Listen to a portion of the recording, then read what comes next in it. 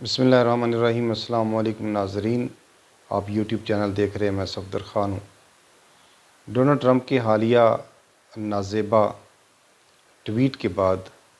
ہر مسلمان، ہر انسان اور ہر ذی شعور انسان کے اوپر بولنا تقریباً لازم ہو گیا ہے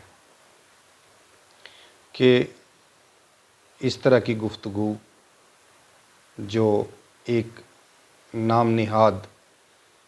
سپر پاور، جو دنیا کا اپنے آپ کو سپر پاور کہتا ہے، اس کا پریزیڈنٹ جو دنیا کے اندر سب سے پاورفل شخص سمجھا جاتا ہے، اور اس کی گفتگو کا لیول آپ اگر اندازہ لگائیں تو جسٹ ایک چائلڈش اور ایک سلی مین جیسے ہوتا ہے، اور ایک کاورڈ، ایک بزدل انسان جو ہوتا ہے، اس طرح کی مطلب ہے اس کی، اور ایک ہارا ہوا انسان جو ہوتا ہے، اور ایک زخمی انسان جو ہوتا ہے۔ انسان کہنا بھی شاید میرے خیال میں مناسب نہیں ہوگا اس شخص کے لیے کہ جو اپنے آپ کو ایک مہذب دنیا کی سپر پاور کا اپنے آپ کو صدر کہتا ہے۔ اور میں تو ان لوگوں کو داد دیتا ہوں کہ جن لوگوں نے اس شخص کو ووٹ دیے اور اس کو اپنے سیاہ و سفید کا مالک بنا دیا اور اپنے فیصلوں کا اختیار اس شخص کے ہاتھ میں دے دیا۔ ناظرین سے گزارش ہے کہ ہماری جو ویڈیو ہے، اگر اس کو آخر تک دیکھیں گے تو اس میں بہت سارے مطالب ہم بڑے اچھے طریقے سے ایکسپلین کرتے ہیں۔ عام طور پر دیکھا گیا ہے کہ ناظرین 2-4 منٹ دیکھنے کے بعد جو ہے وہ سکپ کر دیتے ہیں، تو وہ جو اصل تھیم ہوتا ہے یا اصل آئیڈیا ہوتا ہے جو ہم پہنچانا چاہ رہے ہوتے ہیں، تو وہ ان تک نہیں پہنچتا ہے۔ اس لیے گزارش ہے کہ ویڈیو کو جو ہے وہ آخر تک ضرور دیکھیں۔ تو یہ صورتحال اب دیکھیں کہ آج اس شخص نے ایک ٹویٹ کیا جس کے اندر پھر ایران کو 48 گھنٹے کا الٹیمیٹم دیا گیا، اور اس کے بعد کہا گیا کہ میں ہر شے تباہ کر کے رکھ دوں گا۔ سب سے پہلے اگر دیکھا جائے تو یہ جنگ خود اس کا آغاز ہی غلط ہوا، اور بلا جواز اور بلا اشتعال یہ جنگ مسلط کی گئی، اور اس کے اندر بہت ہی بھیانک قسم کے جرائم کا ارتکاب کیا گیا۔ اور دیکھیں کہ جنگ کے بھی کچھ اصول ہوتے ہیں، کچھ قاعدے ہوتے ہیں، اور اس کے لیے انٹرنیشنل لاز موجود ہیں کہ آپ نے اگر جنگ کرنی ہے تو جنگ کیسے کرنی ہے۔ کسی ملک کے اوپر اگر کسی ملک نے آپ کے ملک پہ حملہ کیا ہے تو اس کا دفاع کیسے کرنا ہے، یا اگر آپ نے جنگ کرنی تو اس کے کیا قاعدے قانون اور کیا ضابطے ہیں۔ لیکن اس جنگ کے اندر ہم نے دیکھا کہ کسی بھی ضابطے کا خیال نہیں رکھا گیا، کسی بھی ضابطے کا خیال نہیں رکھا۔ سب سے پہلے ہم دیکھتے ہیں کہ اس جنگ کا آغاز کیسے ہوا۔ اس وقت کہ جب مذاکرات ہو رہے ہیں، دونوں فریق آمنے سامنے ٹیبلز پہ بیٹھے ہوئے ہیں، اور یہ پیچھے سے جا کے جناب ان کی پیٹھ میں چھرا گھونپ دیتے ہیں، مینس ان کے اوپر اٹیک کر دیتے ہیں، اور اٹیک ایسا فیٹل اور ایسا خطرناک اٹیک کہ دنیا نے دیکھا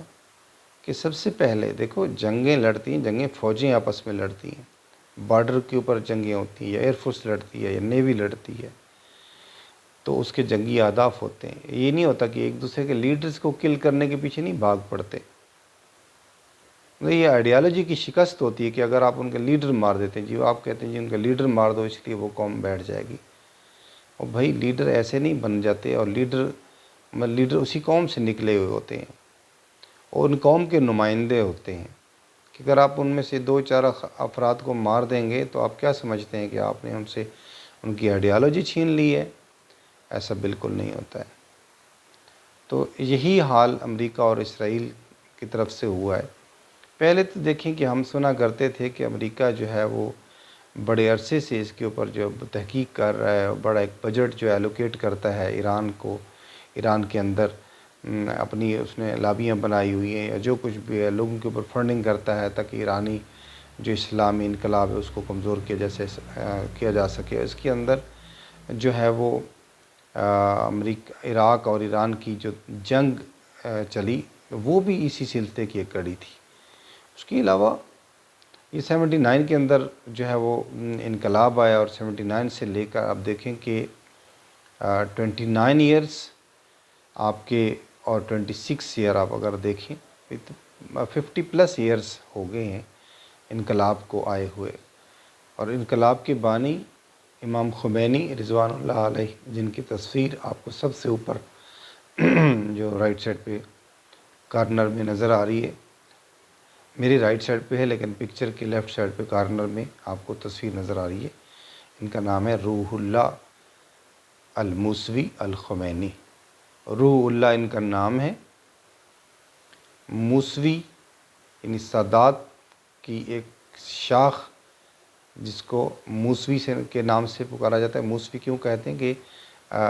یہ 7ویں امام حضرت موسیٰ کاظم علیہ السلام کی اولاد میں سے اور ان کے شجرہ نسب میں سے، اس لیے ان کا نام موسوی۔ اور خمینی کیوں کہا جاتا تھا کہ خمین جو ہے ایران کا ایک شہر ہے یا علاقہ ہے جہاں پہ جو ہے وہ اس کے رہنے والے جو ہے وہ ان کو خمینی کہتے ہیں، تو اس لیے وہ خمینی مشہور ہو گیا۔ اور کسی خمینی کا نام تو ہمیں نہیں معلوم، کیونکہ یہ ایک ایسی عظیم المرتبت شخصیت تھے کہ جس کی وجہ سے وہ خمینی مشہور ہوئے، اور عام طور پر ان کو امام خمینی کہا جانے لگا۔ خمینی، امام خمینی۔ امام کا لقب ایسے ہی ہے جیسے کوئی قوم اپنے کسی لیڈر کو کوئی خطاب دے، جیسے ہمارے ملک کے اندر محمد علی جناح کو قائد اعظم کا لقب جو ہے وہ دے دیا گیا، علامہ اقبال کو شاعر مشرق کا لقب دے دیا گیا، تو اسی لیے ان کو جو ہے وہاں پر، کیونکہ وہ اپنے آپ کو امامت کے سلسلہ سے متصل کہتے ہیں اور پھر جو ہے ان کو فالو بھی کرتے ہیں، تو اسی لیے اس وقت میں نائب امام تھے وہ، اور پھر ان کو لوگوں نے نا اپنا امام،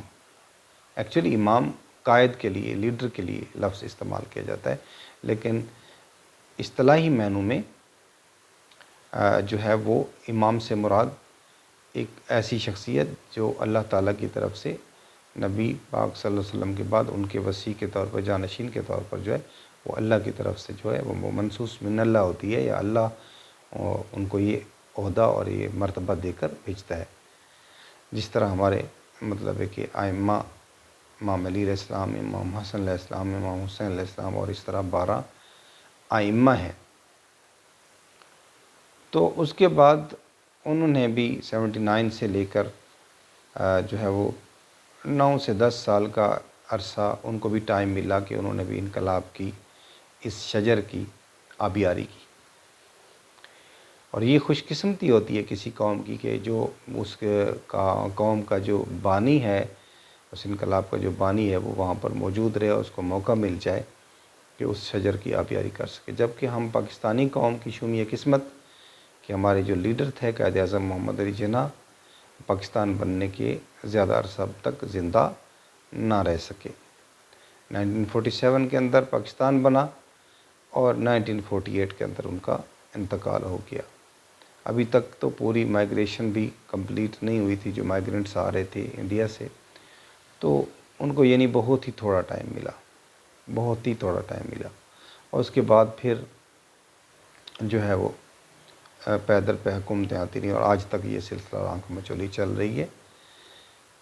تو بہرحال پاکستان اس وقت دنیا کے نقشے پر ایک عظیم المرتبت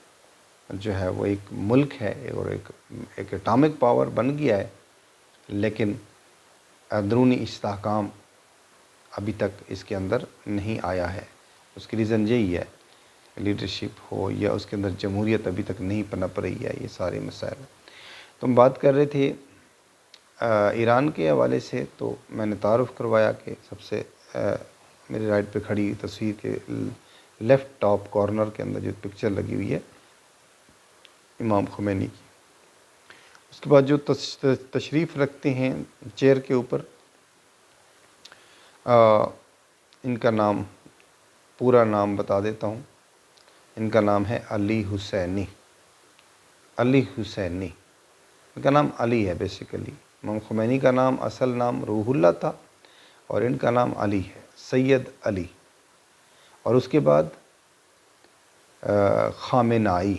سید علی حسینی کیوں کہتے ہیں کہ یہ وہ موسوی تھے تو یہ حسینی ہیں، یعنی امام حسین علیہ السلام کی نسل سے. اور اس کے بعد خامنائی کیوں کہتے ہیں، اسی طرح جیسے خمین ایک شہر ہے اسی طرح خامن بھی ایک شہر ہے،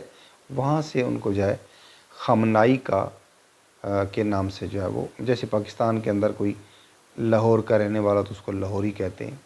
ٹھیک ہے جی. اور اسی طرح مختلف علاقوں کے جو ہے وہ حوالے سے لوگ مشہور ہو جاتے ہیں. تو یہ ہیں. اس کے بعد یہ جو شخصیت پیچھے کرسی کے ساتھ پیچھے، اچھا خامنائی صاحب کے حوالے سے میں آپ کو بتا دوں، خامنائی صاحب جو ہے وہ امام خمینی کے دست راست تھے. انقلاب کے زمانہ سے، انقلاب جب نہیں بھی آیا تھا اس وقت بھی یہ شخصیات اور ان کے ساتھ مل کر اور بہت ساری شخصیات جو ہے وہ کام کر رہی تھی، تو ان کے ساتھ انہوں نے بھی کام مکمل طور پر کیا. اور جب امام خمینی جو ہے وہ ملک کی باغ دوڑ انہوں نے سنبھالی تو اس وقت بھی یہ ان کے ساتھ ساتھ رہے اور بہت کلیدی عہدوں پر جو ہے وہ کام کرتے رہے، جن میں جو ہے وہ فوج کے اندر بھی کام کیا اور اس کے علاوہ جو آئینی عہدے ہیں ان کے اوپر بھی کام کیا ہے. یعنی صدر بھی رہ گئے اور یعنی پاسداران انقلاب کے بھی کمانڈر ان چیف رہ گئے، اور ایران کی صدارت بھی انہوں نے کی. اور اس صدارت کے دوران ایک دفعہ پاکستان کا وزٹ بھی کیا، جس کے اندر وہ جب تشریف لائے تو علامہ اقبال کے مزار پر بھی گئے. تو اس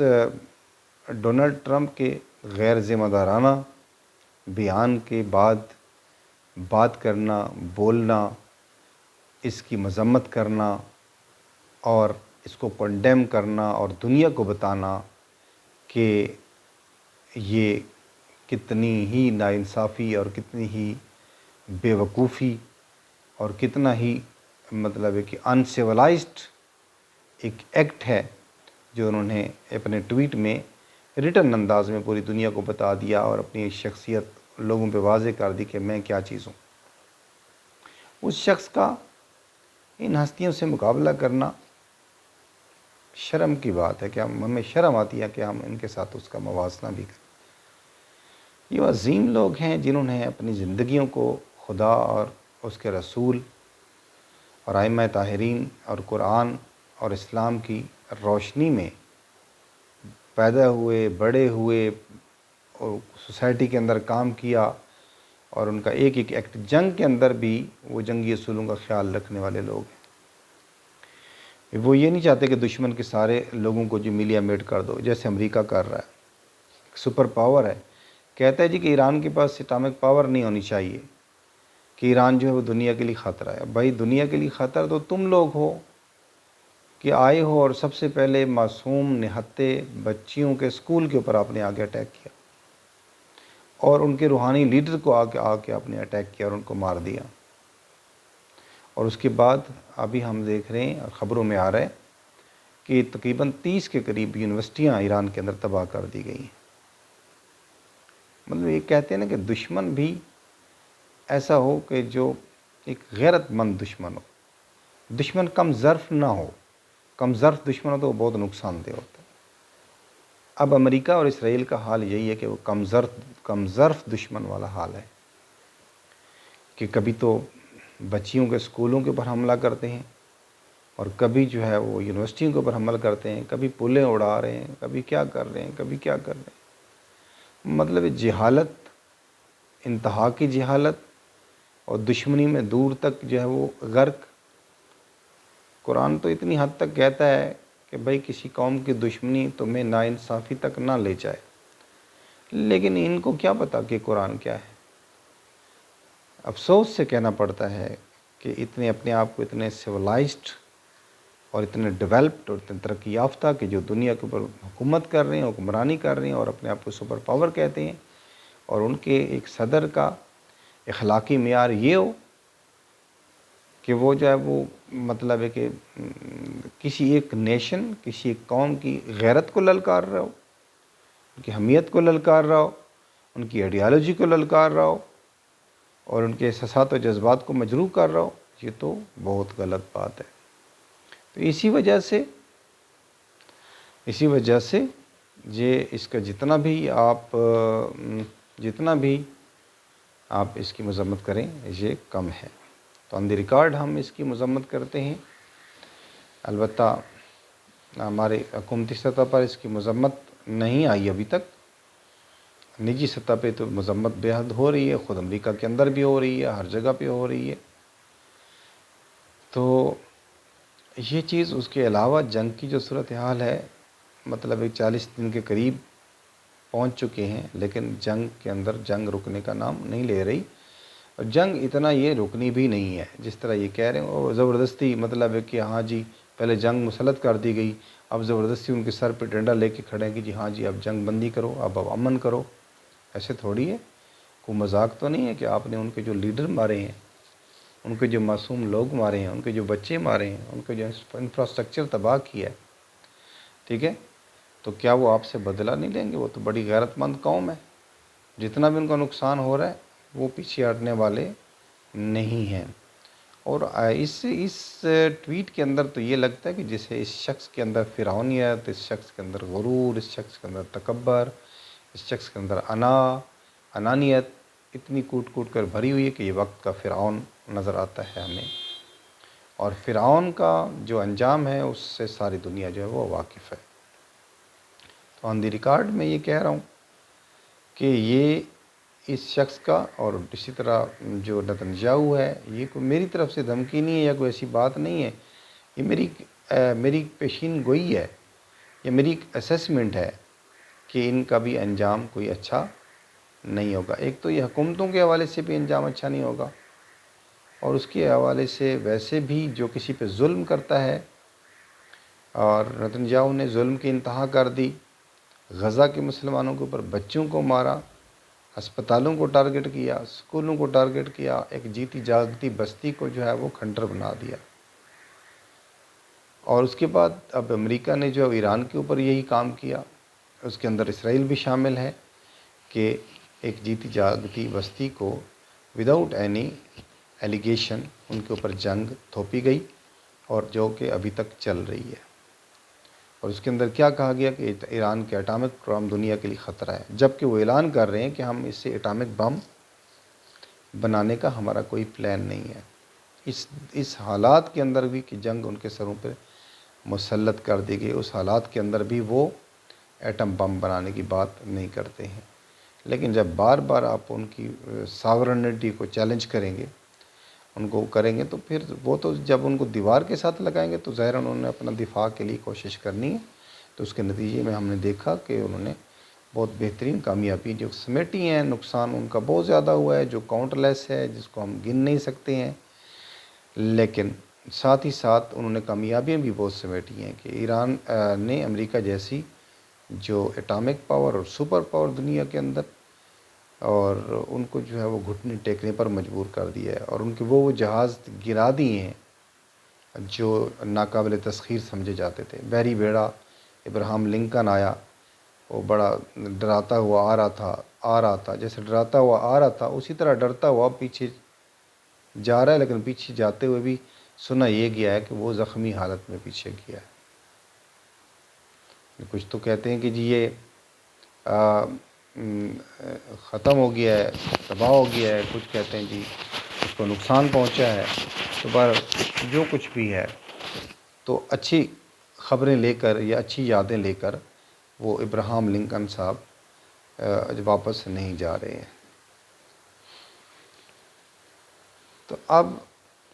سنا یہ گیا ہے کہ جی خبریں بہت گرم ہیں، اور کہا گیا ہے کہ پاکستان بہت ایکٹیو رول پلے کر رہا ہے، ترکی پلے کر رہا ہے، چائنا پلے کر رہا ہے، رشیا پلے کر رہا ہے۔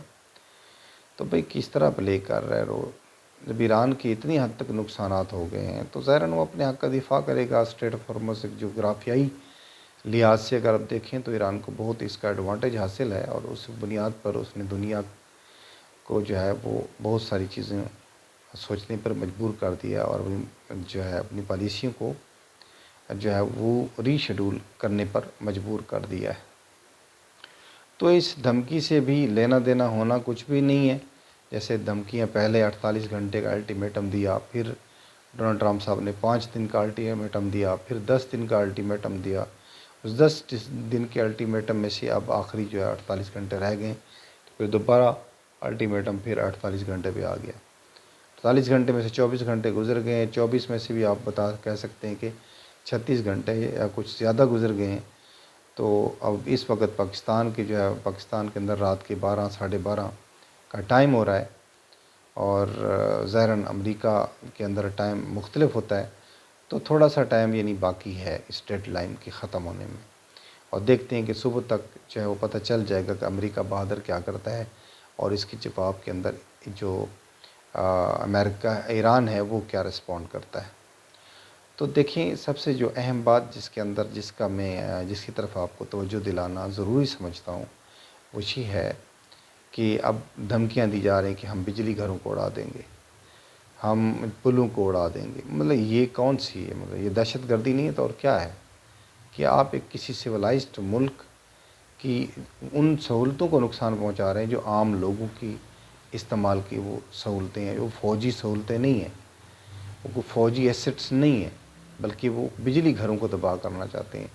تیل کے ذخائر کو، انرجی کے ذخائر کو تباہ کرنا چاہتے ہیں. تو پھر مجھے بتائیں کہ کون سا مہذب ملک ہے جو ان کو دہشت گرد نہیں کہے گا، ان کو ظالم نہیں کہے گا، ان کے خلاف آواز نہیں اٹھائے گا. اسی طرح ہم دیکھتے ہیں کہ یونیورسٹیاں، وہ درسگاہیں جہاں پر لوگ تعلیم حاصل کرتے ہیں، ان کو تباہ کر دی. 30 یونیورسٹیاں جس ملک کے اندر، چھوٹے سے ملک کے اندر جو ہزاروں سالوں سے کہتا ہوں، جو کئی سالوں سے جو ہے وہ پابندیوں کا سامنا کر رہے ہیں، معاشی پابندیوں کا سامنا کر رہے ہیں، اور جو کچھ بنا رہا ہے وہ کھا رہا ہے یا بیچ رہا ہے وہ اپنے ملک کے اندر ہی بنا رہا ہے. تو اسی وجہ سے ناظرین، معزز ناظرین، ویڈیو لمبی ہو گئی لیکن ویڈیو انٹرسٹنگ ہے. بہت ساری باتیں اس کے اندر جو ہے وہ کرنے والی ہیں، کیونکہ ایران کی زمینی حالات اور وہاں کی آئیڈیالوجی سے لوگ واقف نہیں ہیں. جو لوگ ویڈیوز بھی دیکھ رہے ہیں یا جو لوگ ویڈیوز بنا رہے ہیں وہ ایران کے سسٹم کو نہیں سمجھتے ہیں. اب دیکھیں کہ اب مجتبیٰ خامنہئی صاحب آئے تو پہلے والے خامنہئی صاحب کے جانے سے کوئی زیادہ خاص فرق نہیں پڑا، اور اپنا کام جو ہے وہ کر رہے ہیں. بلکہ جب تک خامنہئی تھے اس وقت تک ایک کور حاصل تھا کہ ان کی موجودگی میں نہ تو جنگ ہو رہی تھی، نہ وہ جنگ میں پہل کر رہے تھے، بلکہ وہ معاملے کو ٹھنڈا کرتے تھے اور لوگوں کو کے جذبات کو کنٹرول کرتے تھے. اور اس طریقے سے پالیسی کے تحت اور ایک ڈپلومیسی کے تحت اور ایک بہت حکمت کے تحت ملک کو چلا رہے تھے اور بیرون دنیا سے بھی رابطے میں تھے. اور اپنی جو ہدایات ہیں وہ اپنی حکومت کے ذریعے جو ہے وہ لوگوں تک، عوام تک پہنچاتے تھے. اور انٹرنیشنل جو معاملات ہوتے تھے تو وہ بھی ان کی جو ٹیمیں ہوتی تھیں وہ انٹرنیشنل معاملات ان کی اجازت سے جو ہے وہ سارے معاملات کرواتے تھے. تو سب سے دکھ بھری جو خبر میرے لیے تھی وہ یہی، جب میں نے سنا کہ جی اتنی یونیورسٹیاں جو ہیں وہ ایران کے اندر تباہ کر دی گئی ہیں، تو ان بچوں کا جو پڑھ رہے ہیں ان کا مستقبل جو ہے وہ تاریک کر دیا گیا ہے. تو اسی لیے دوستو اور معزز ناظرین کہ دیکھیں کہ اگر سب دعا کریں کہ اللہ تعالیٰ امریکہ کو یہ توفیق نہ دے کہ وہ مزید ایران کا جو ہے وہ نقصان کرے. تو ہم چاہتے ہیں کہ فوری اگر جنگ بندی ہو جائے، فریقین جو ہے وہ ایسے پوائنٹس کے اوپر رضامند ہو جائیں جو دونوں فریقین کے لیے جو ہے وہ ٹھیک ہو. تو ہماری خواہش یہی ہے، ہر پاکستانی کی خواہش یہی ہے اور ہر مسلمان کی خواہش یہی ہے، حتیٰ میں کہتا ہوں کہ ہر انسان کی خواہش یہی ہے کہ جنگ بندی ہونی چاہیے اور امن قائم ہونا چاہیے، اور تمام ممالک کو اپنی اپنی نظریاتی اور جغرافیائی حدود کی حفاظت کرنے کا ذمہ لینا چاہیے. تو ویڈیو کافی لمبی ہو گئی ہے لیکن بہت ساری باتیں ہیں جو میں آپ کے ساتھ شیئر کرنا چاہ رہا ہوں، ڈسکس کرنا چاہ رہا ہوں، لیکن اس کو میں پینڈنگ کر رہا ہوں اگلی ویڈیو تک. تب تک کے لیے اجازت دیجیے. اگر ہماری باتیں اچھی لگیں تو برائے کرم چینل کو سبسکرائب کریں، لائک کریں،